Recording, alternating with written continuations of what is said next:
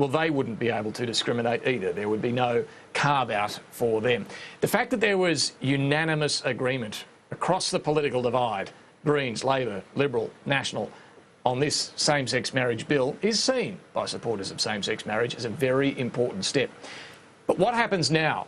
We know the Prime Minister Malcolm Turnbull has said the government's policy is still to have a plebiscite before any vote in Parliament. Not all of his colleagues agree, though, and one who is willing to go public on this now is the Liberal Senator Dean Smith. He is considering his position. He is considering whether to be a co-sponsor with others from Labor and the Greens and Nick Xenophon team, co-sponsoring legislation for same-sex marriage. And I spoke to him a little earlier. Dean Smith, thanks very much for your time. Are you happy with the recommendations that have been unanimously agreed by this cross-party committee? Well, I think every senator in the Australian Senate can be happy with this particular report in particular. It talks about how we can make marriage happen. It's not like previous reports that have been litigating the case for and against. This provides some clear pathways around some of those contentious issues that people have brought before the committee. It is a consensus report. We've not had that before. And people can have a degree of confidence that this issue can be managed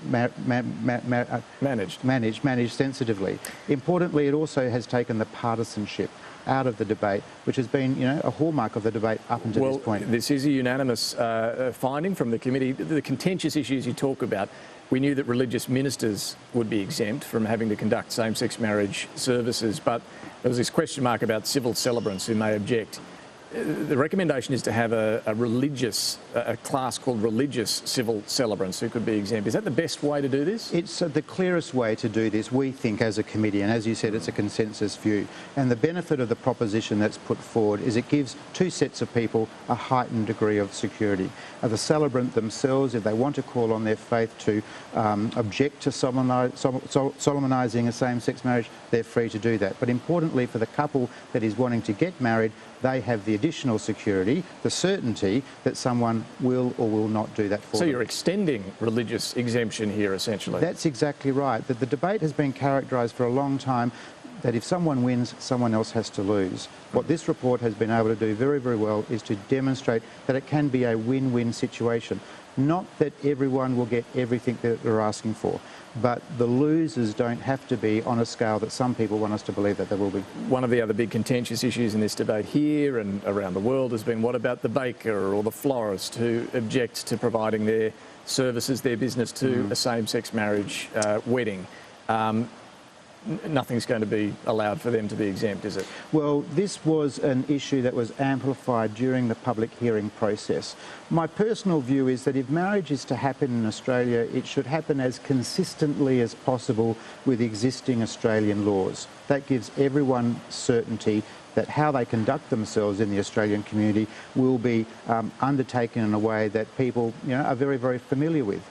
Importantly, though, if issues do arise, and it's important to know that issues haven't arisen in other like jurisdictions, New Zealand, the United Kingdom, but if issues do arise, we can accommodate them in the law. Some do point to issues, though, in other jurisdictions. I mean, you haven't seen evidence of a big problem there? Well, I would encourage people to exercise caution about how examples in other jurisdictions do get used in this debate. It's important for people to immerse themselves in the issue, to make sure that they are articulating the particular case in the correct way. I, again, would put some caution around using American examples. The Australian legal context is different. I think we can look more comfortably, more reliably, if you like, to New Zealand and to the United Kingdom. But at the end of the day, critics of same-sex marriage will say, what about this baker who is a strong Christian, who strongly, religiously objects to same-sex marriage? Why should they have to bake that cake? Well, the important point is that Australian law already protects people from certain actions in the Australian community already. And that's why I think we can look to existing Australian law to give people, the great bulk of the Australian community, a degree of confidence that marriage can happen in a way that doesn't mean any great departure from their lived experience in Australia. But we can find a way through this issue. There are people who are opposed to marriage. But I think the challenge is to find how we can get marriage while accommodating as far as possible some of their concerns. Any further steps there that you would suggest? Or Well, I think the report is important because it is a consensus report. I'd like people to sort of immerse themselves in the detail about that, because some issues are unresolved. That doesn't mean there isn't a pathway to resolve them. And the report does give people a sense of what that pathway could look like. And if people were to immerse themselves around those issues, then I think we can get to a solution on this much more quickly than some people think. now, this is an important step. All supporters of same-sex marriage agree. What happens now? Will you be co-sponsoring a bill for same-sex marriage? Well, I'm definitely in the camp that says I would like to see same-sex marriage happen in our country. I'm also in the camp that says it's important to get it right instead of rushing it, because I want to see an outcome that is as broadly endorsed as possible. I don't want to see an outcome that is narrowly endorsed. And my observation through the committee inquiry process, but also speaking to people, religious freedoms, religious exemptions are important to Australians. They can't be ignored. So it is a debate we should be having. I'd argue that the answers are closer to our realisation than further away. So if a bill can incorporate the recommendations of this committee, is that something you would put your name to? That is an active proposition. And I would point to the Howard government. In the Howard government, there were 5 conscience votes. One of them on a bill introduced by government, by the Howard government, 4 on bills introduced by private members or private senators. This is not a revolution inside the coalition. Under the Howard government, these issues were managed sensitively. People had an opportunity to put their concerns on the table. Remedies were found. And ultimately, people could go to the Parliament, express their view and vote according to that view. So it's fair to characterise your position now as still considering whether you will join in a cross-party bill with Greens, Labor and others? Absolutely still considering, and that's a position I've had for about 12 months now. This report is significant because it will inform that consideration. I assume you only would get on board if you think it's got a chance of success. Starting with the Senate, if there's no free vote for Liberals, would it get through the Senate? Well, I think the 18C situation for me was very, very interesting. I co-sponsored a Senate bill with another coalition senator and Senators Lyon, Hellman Day at the time. Since then, we had 25 coalition senators signing up to a private senator's bill. My assumption is that if you're free to sign up to a bill, you're free to move a bill, you're free to speak to a bill, you're free to vote on a bill.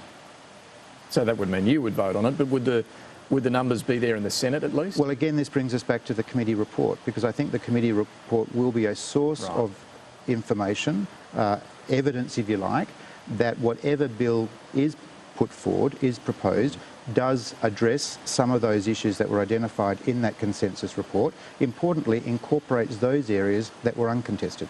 In the House, it's a different matter. The government decides what actually makes it to the floor for debate in the House. And that, I guess, would be in the hands of Christopher Pyne and others. I mean, is there any indication of what might happen? It would be a very brave senator, David, to talk about House practice. Yeah. But what is your understanding of the Liberal Party's position now on whether to allow a free vote or not? Well, the Liberal Party's position is clear, and the Prime Minister has articulated this. The Liberal Party's position, the Coalition's position, is that to get to a vote on marriage, a plebiscite is necessary. I've never supported the plebiscite. I would say to my colleagues that 56% of Coalition voters, as identified in a news poll, after the detail of the plebiscite was revealed, did not support the plebiscite. When the plebiscite was conceptual, it had 70% support. When the detail of the plebiscite was known, it crashed to 30. I personally don't believe the plebiscite is regarded as a popular vehicle to resolve this issue. Does the Liberal Party room need to revisit this? Well, importantly, it's important for the party to have a sense of what a future bill might look like if it's going to revisit this issue. Okay, so work up the bill, then the party room has to decide the way forward. And is this likely to happen in the coming months? Well, again, I'd say that getting things right is more important than rushing them. I don't subscribe that there needs to be a stringent time frame around this. getting the bill right is important. I don't think that means delay. Most certainly doesn't mean delay. And in the report, there's a pathway that's been prepared. There are some issues, like I said, that are still unresolved, but it's not that they're irreconcilable.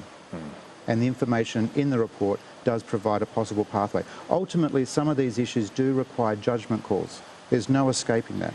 Well, indeed, and just finally let me put this to you, because many of your colleagues would argue you went to an election saying you'd have a plebiscite. If that changes at some point in this term of Parliament and there's a free vote then for government MPs, would that be a breach of faith with the electorate?